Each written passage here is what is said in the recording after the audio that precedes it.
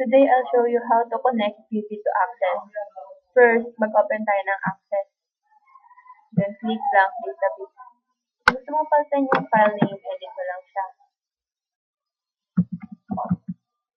Then, click create. Save natin yung table as table 1. Then, mag-add tayo ng data. Set natin siya as text.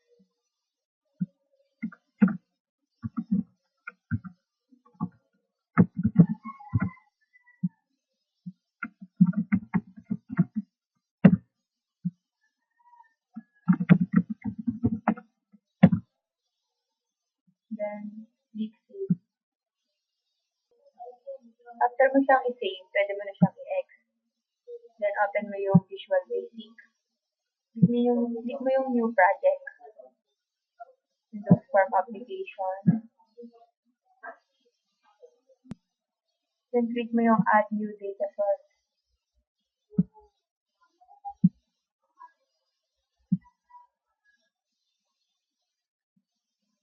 Yung connection. Natin mo yung access na sinave mo kanina.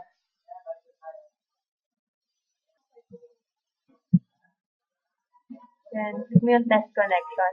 Pag lumabas yung text connection sa keyword, okay mo lang siya. Then, click off.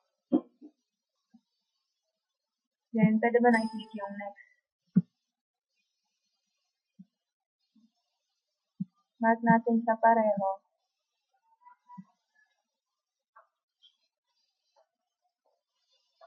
Then, drag yung table sa form.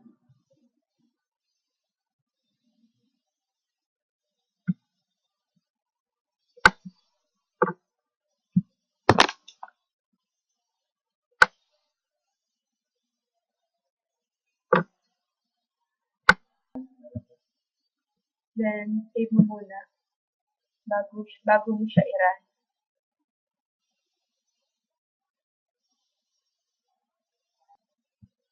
Then, click muna yung save para mag-save sa access yung data na ilalagay mo.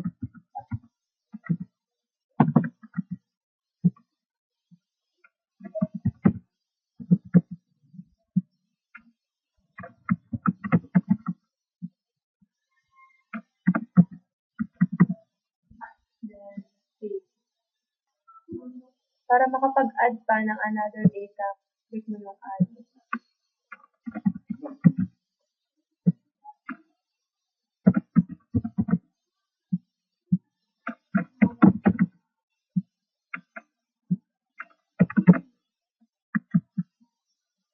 Save.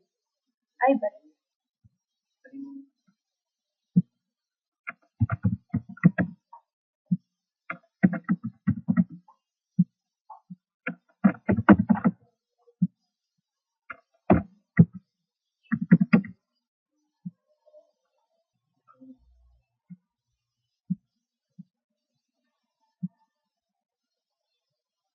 Open mo yung access na sinave mo. Then, refresh mo lang. That's all. Thank you.